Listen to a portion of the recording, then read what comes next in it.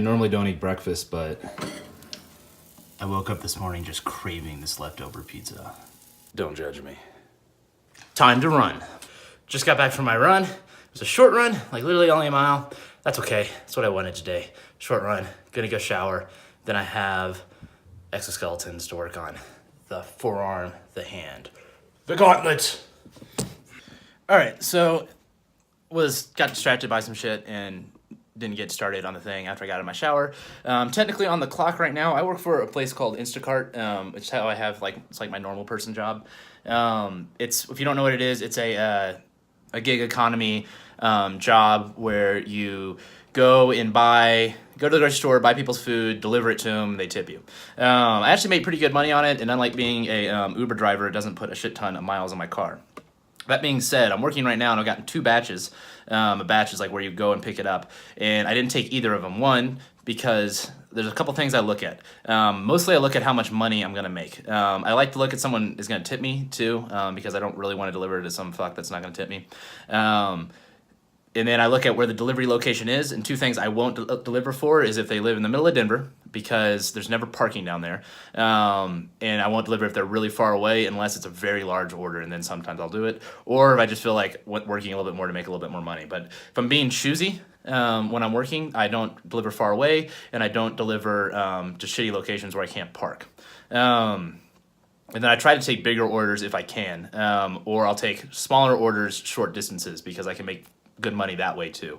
Because the other thing is, even if it's a large order and I have to drive it far, you have to calculate gas and then wear on my vehicle. And as if you watch this vlog, you know I have a piece of shit vehicle. So those are just some of my thoughts real quick on how I make a little bit of money and do those kind of things. So anyway, I'm technically working right now. I'm not at all dressed. I have my sweats on, so I have to throw my pants on really quick if I'm gonna make a delivery. But the nice thing is there's a grocery store literally right down the street, so this is a pretty active area. People use the app a lot, so I actually made pretty good money with it. My sister started using it in Fort Collins and she didn't get any orders, but for where I live, it's a good deal. So anyway, I just sit down on my computer. I'm gonna start working on the forearm, so getting those joints done, everything from the elbow joint to the hand. Still working on, I'm not really sure how I'm gonna do the hand yet, but the ring on the forearm should go pretty easy, so should get that done pretty quick. Hopefully they won't get mad at me.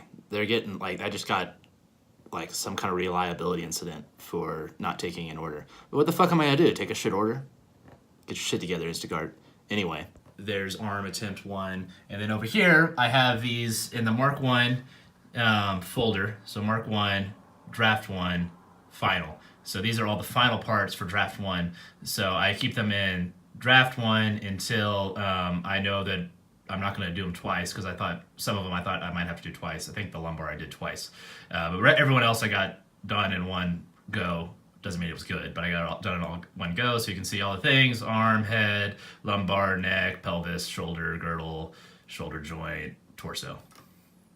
Draft 1, I always start with this right here. So this is the planes and moment. So this right here, I only put in the spine. But what I was talking about next time, so this is just the bodies in there, and then the planes are in here. So if I go over here, so that would be with all the construction planes on. And one of the problems with this is these construction planes on the sagittal plane are super small. Look at them in there. I don't even think I got one of the planes in here. I don't think I got the frontal plane in here. And then you can see the spines in there. So what I'm gonna do next time is I'm gonna put in all the planes and put in a full skeleton of reference to work off. I'm still because I'm not gonna do a direct skeleton. I'm not gonna bother putting in the ribs, for example. Probably, I don't know. I'm still deciding how exactly I'm gonna do that skeleton, but yeah, this is kind of how I do shit. I've taken and pasted in the parts from the arm into the forearm, because this is where I started, and you can see again that I didn't have everything aligned, so I'm gonna have to tilt these and adjust them to where they would actually be aligned. It's okay. This is making me think about how to build the suit, not necessarily how to build the suit to the body. So Draft 2, I'll learn how to put the suit to the body properly, because I'll have most of the suit figured out, and then Draft 3 will refine everything. Much better. So I think how I'm going to do this is I'm going to build, these are all set up to build off these. So I think I'm going to build up off of the exoskeleton, the deep and superficial off of here, and then build those out, and then I'm going to build the ring, and then I'm going to build down to the wrist, and then I'll start working on the hand and the wrist area. So first stop is go off of all of these, and then next will be to put in the wrist joint. Decided to paste in the rest of the joint parts. Here's something I bet you didn't know. The axis of rotation of your forearm does not go straight through your forearm. So it is not straight down your forearm. Instead, it is going from here to here. It goes across like this because the bones move around each other. So if you see right here, this is essentially would be staying fixed like that, and it would rotate around like that. So that's the axis would be off if we put it right. It needs to be turned. The ring needs to be turned around the forearm. It's interesting. I thought it was very interesting when I figured that out. Here you can see that very nicely from the outside to the inside. So going from outside of your body to the inside of your body there. So pronation, we pronate and that bone folds over it. So going from the outside corner of your elbow to the inside corner of your wrist if your hand is supinated. If your hand is pronated, it would go towards, if your hand was pronated, it would be from outside to outside. If your hand is supinated, it would be outside to inside. But anyway, it's going from this corner, that corner right there. Sorry, it's going from the outside corner right there to that bone right there, and then if it twisted around, it would still be on that bone. So that little bone that sticks out of your wrist, that's what we're going to draw the line to from that corner. And then knowing that, it doesn't really matter what shape the of my body is in the drawing. We just know we're going to go from that corner to that bone right there. That's going to be our axis of rotation. I am drawing a 3D sketch. Can't really see it, but it's right through here. And then I have Netter's Atlas of Anatomy. It's a great resource, by the way, if you want such a thing. And then I'm looking at this, and then I'm also looking at webpage, looking at axes of rotation. So I got a couple different resources here open and working on that. So I'm gonna draw in the axes of rotation onto here, and then figure out what it is how I'm gonna build the ring and stuff from there. Second piece, man, guys, normally I eat really healthy, but today is just one of those days, you know? You feel me? You feel me? Hashtag cheat day. Finally got a batch worth getting. Now, one thing I want to do is I want to make sure I get early access on this app, which means I have to accept 80% of the batches. So I might have to be a little bit less picky about some of the batches I take. Anyway, the main reason I got on here was to tell you guys how fucking beautiful it is in Denver right now. So beautiful. Just got off work, driving back. You know, sometimes I feel like I'm living in the future. Someone said something to me the other day about like the trend of people dyeing their hair like very bright blue and shaving the side of their head, and how it reminded them, I think, of The Fifth Element or something like that. And we don't have flying cars because they would be far too noisy in real life. They'd be like helicopters landing, so they're not super efficient.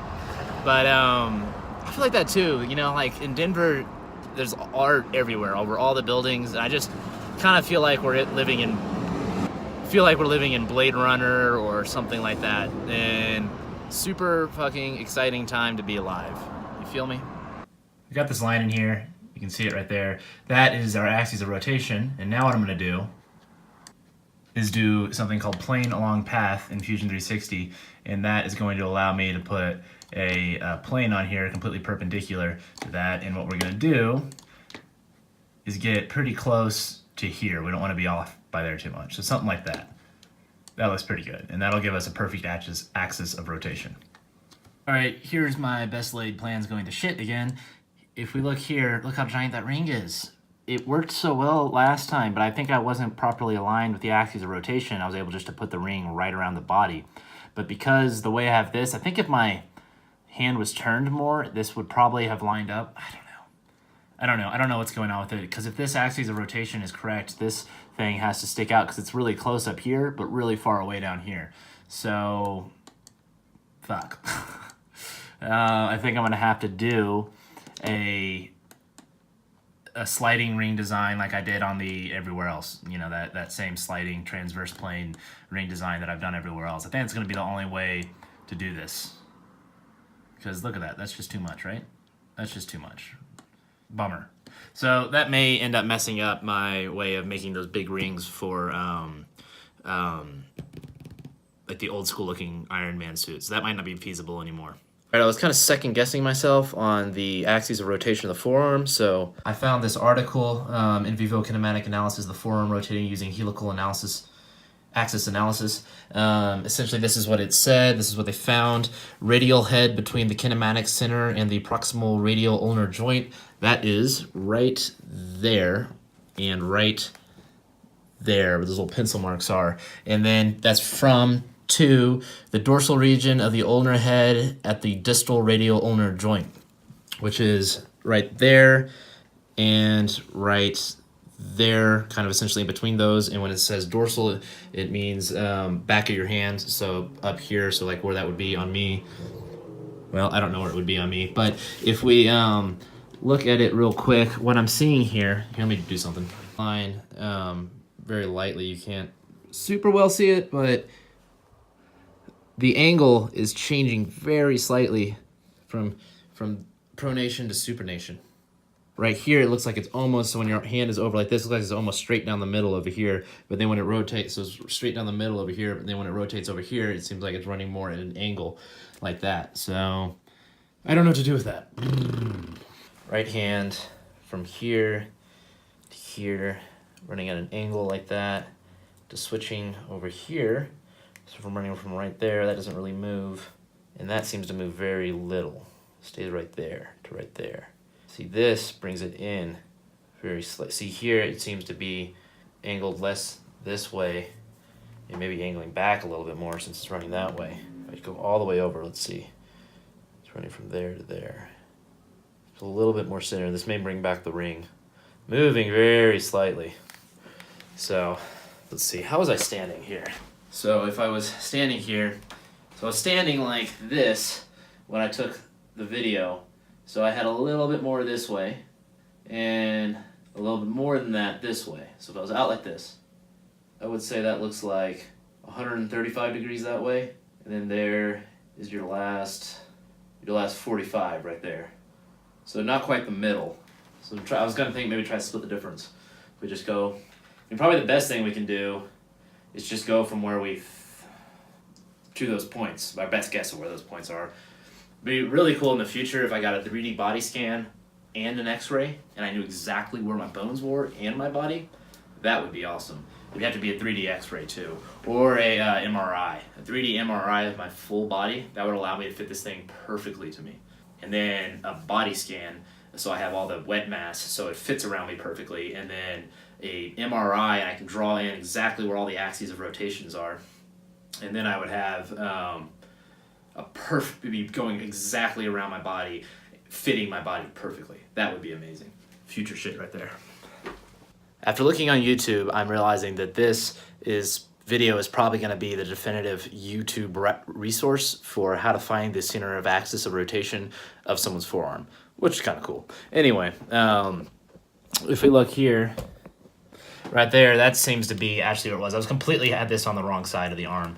But so this is going to be kind of off to the side, but mostly in the middle. And then this is going to be off to the other side, but mostly in the middle. And that seems to be where it is. This one is more on the dorsal region, as you can see. And then the other one is kind of right in the middle of where the bones would be. And I did this mostly by kind of feeling my arm and feeling where those bones were, and then kind of running. As I'm looking at it, it looks like it maybe could be even a little bit further forward. Maybe. I don't know. That might be pretty good. But yeah, that's where it actually is now. So I think that's the correct spot. So that gives me a half ring looking something like this. So it'd be the back half right here. Here you can see that this goes through. I could extend it out and see what happens. But let's see here. We go from here to about that big, which would really stick it out on the back. This is probably a more compact way to do it, probably how we're going to do it. Put 0.25 here, 0.25 here, and then moved it by hand until it was there, and then I'm going to establish the angle and then the distance, one of them, in order to lock it into place. So I would say this is very compact looking indeed. I like it. Guys, this is definitely the way to be doing this, is to be making both these, the deep and the superficial, at the same time, which I have in here. This is just a much cleaner way to do things. And you can tell I'm getting faster at building these things because of shit like this. I'm getting better. This is why I'm doing it 3 times. I mean, I'm getting better in one draft, but imagine after I've done 2 more drafts after this. 2 more drafts after this. It's gonna be great. So, yes. And there we go with that on there. It is a little bit large. This is with an inch space in here. We might be able to do less. I don't know. I don't know how it's gonna work exactly when it's all done, but I've been mostly picking an inch of space in between there. So, you know, that's how it's looking. It doesn't look, I guess compared to that, it doesn't look too bulky. So the next thing I do is figure out, I said I was gonna start by bringing these over. It's not what I did, but it's okay. Start by taking these, so now I'm gonna take these over, and I might, yeah. So I need to figure out how I'm gonna take these over to there. And then once I figure that out, we'll be good to go. Look at this, guys. I'm getting really fast on this now. Now I'm starting to figure out how to put this together. Now I'm starting to figure out how to build it. See, these are all of our points right here for attaching everything together. So that's all the bolt-on parts. And then what I'm about to do now is put a part that wraps around there and wraps around there. And those will be form-fitting parts instead of perfectly round joints. And the point of having those is a place to put the muscles of the forearm. Now look at this, guys, right there. There's all 4 parts, the parts that come over that aren't part of a joint, parts that come over that aren't part of a joint. Here's your, so that's your superficial, your deep and superficial parts that, and then here is where all the exomuscles would go for your forearm. One, like about 2 for each finger, and then 3 for the thumb, and then maybe some for side-to-side lateral motion that haven't been figured out yet. And then over here, here's your wrist joint in here, both your deep and your superficial, your deep and your superficial right there. And if you look at this, which is great, all pulled from one sketch, which is much more efficient in the way I've been doing it. So like I said, starting to figure out how to do this. Yeah, there we go. There we go. That's how that's gonna look. It is a big, so if we could go down, I think we can get the size in here smaller. This is mostly dictating the size. There's 0.3 inches in here based on the size screw I'm using, which is probably unnecessary. We can probably use a smaller screw. Don't see any problem with that, especially if we use multiple of them, or a high strength screw or whatever. So that would bring both those down and make them smaller, and then we might even be able to get rid of 1 inch. I mean, a 1 inch is not that big, you know. 1 inch is not that big, but from there to there is 2 inches, so, you know, that much sticking off the top of your forearm. You know, that's a decent amount to stick out, but it's formidable. I mean, you know, it's not sticking out, and it's from the point where it meets right here, it's only about 0.25 inches off, so you're looking at about that much. It's a little bit much. I think we could probably get it down a little bit tighter would be good, but I mean, at the same time, it's not like a bad thing. Like War Machine's armor sticks out that much, so I think could still be very cool and very, very good looking, so. All right, as you can see here, I have these on, also all pulled from the same sketch, there, and then there, and there. We have the parts, so those are all the tabs, and that's where it's all gonna be connected against, like that. And 1 bolt-on piece, but that'll put this to these. So that's how I get from the elbow joint to the transverse joint of the forearm, or the forearm joint, or whatever you wanna call it, pronation, supination joint of the forearm. Done. These are on the wrong spot because the slider that comes through here goes on the outside, like that, which I just forgot about when I did that. So I'm getting faster at these, but I'm not perfect at them yet. So still got stuff to get better at. All right, a negative to doing it all in one sketch is that it's causing it to freeze up more. So it may not be possible to pull and do the entire suit as, well, I was gonna do the torso, the arms, and the legs all as one suit, but that's looking like it might not be possible. All right, so here we go. Now we got them on the inside. Now these parts can slide right here. So now I'm gonna put in the struts that come across, and that's where we're gonna finish up for the day. Stay tuned. 1, 2. All right, what up, guys? Here it is. This is it done. That right there is the pronation, supination, transverse joint of the forearm, and attached to the elbow joint there. I'm getting better. I'm getting faster at this stuff. You know, I ran into a little problem today. Like, for whatever reason, this was not oriented to this. So these struts in between here are very slightly off, which just annoys me. Something happened in here. I copied this paste and moved it over, and then made a joint there. That's how I got it there. I didn't bother to make it twice because it's the same exact joint as there is right there. So I did that to be more efficient, but it could have thrown some fucking kink in the thing. Who the fuck knows? But yeah, we're looking pretty good. If we come in here, look at it there. There we are with the body. Looks pretty darn good. I'm actually pretty happy with it. Like the way it came through. So now I'll need to come off. I'll put the 2 sliding joints on here, and then those will come down and then attach to the wrist joint. So I'll have struts, the humerus, the ulna, whatever you, or the radius, the ulna coming down there, however you want to call it. But there's that joint. We did a really good job today of figuring out the location of the axes of rotation. I think that's good stuff. I don't think there's a lot of other people doing. I don't really think there's a lot of other people doing this. There's not really, I don't think, ever been a huge need for people to know where that is before, other than maybe if you're doing like physical therapy or something like that. But as far as like engineering, heavy engineering goes, there's not a lot of people engineering crazy exoskeletons the way I am. So that was pretty cool. I'm glad we got to do that. Yeah, I'm pretty happy. I think I did a good job of explaining how my workflow was going today, and I hope you guys that watched all this enjoyed watching it as much as I enjoyed doing it. I really do enjoy doing this. This is what I love. This is what I do. If you're watching this and you haven't already, like and subscribe. I love you guys. Tomorrow, I'm going to be going down the forearm, unless I get a wild hair tonight, but probably not.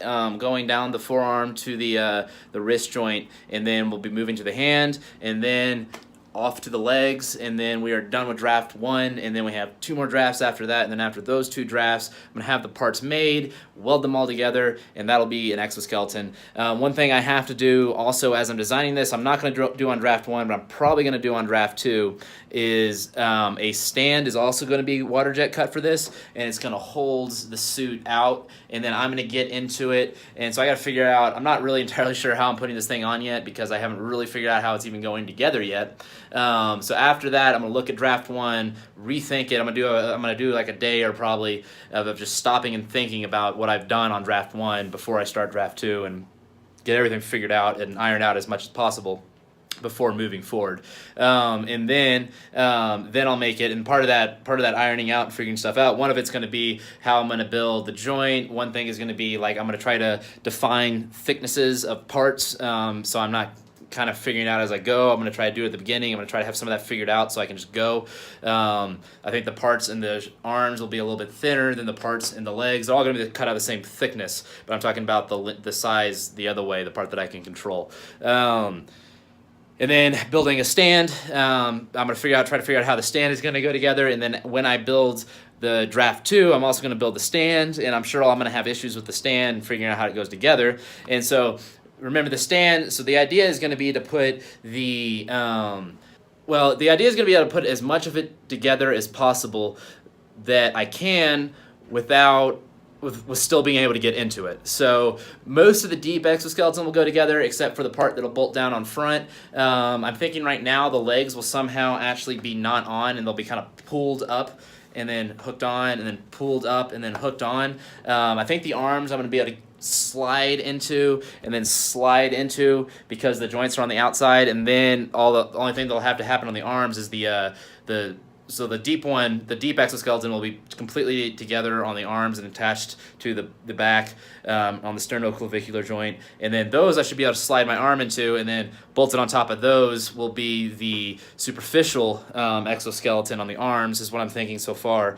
So remember, I have to build a stand to hold each of these individual parts, and then it'll somehow push on and then go and align itself right so that someone just has to come up and put the bolts in, and that'll be initially, and then eventually in the stand I'm going to try to build in actuators so that it can put itself on, because that would be, how dope would that would be if I just got into this thing and it just was like Astral Iron Man, like and like went on. That's going to be the eventual goal. But so I'm going to design down the road hopefully with the ability to do that in the future, but when we're first testing it and stuff, I want to be able to just have it fold down and then have a assistant come in and bolt me in and then take me off the stand. And then I have to be able to get off the stand too, so I have to have a way of holding it, and I'm trying to figure out a way of holding it without having to use bolts because I don't want to have to unbolt from it. I think that's a pain in the ass. So what I'm thinking right now is magnets they can turn off and on. If you're a machinist, you know what I'm talking about. If not, there's a magnet that it moves and it's in a iron yoke, so it can turn off and on. So I'm thinking that right now, and then those could eventually be actuated too. So you could get in the suit, put it on, have it come down, bolt it in, and then turn off the magnets, and then drop out and walk off, which is gonna be dope. It's gonna be interesting to figure out with trying to get the legs on. So I have to figure all that out too with the so I'm gonna start trying to figure that out and have a game plan for that with draft 2, and I'll do essentially a draft 1 of the stand, and then draft 3 of the exoskeleton will completely iron out the exoskeleton, and then it'd be like draft 2 of the stand, and who knows, maybe I'll even do another draft of the stand just on top of it, just for good measure. So we'll see what's going on with that, but you guys have a great day, and we'll see you tomorrow to do more awesome shit.